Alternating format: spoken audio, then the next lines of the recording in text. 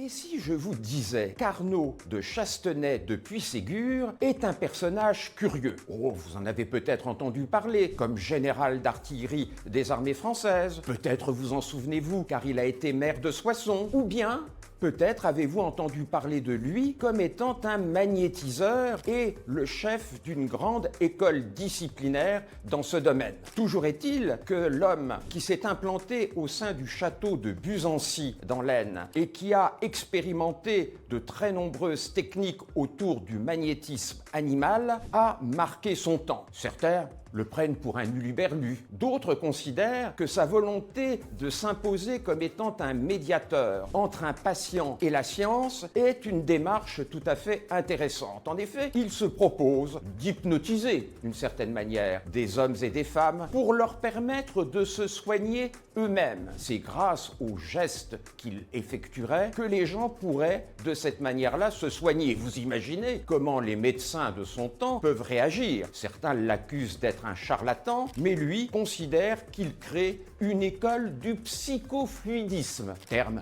un petit peu pompeux et savant qui se réfère en partie à ce qu'il a appris de l'un des maîtres du magnétisme de cette époque, Anton Mesmer, mais dont il s'est écarté au fil du temps, considérant que lui, Armand de Chastenay de Puységur, devait être une signature particulière dans le domaine du magnétisme. Il a effectivement marqué son temps d'une discipline qui est toujours très discutée aujourd'hui. Vous voulez en savoir plus sur cet homme? Eh bien, retrouvez notre chronique dominicale du 1er mars 2026.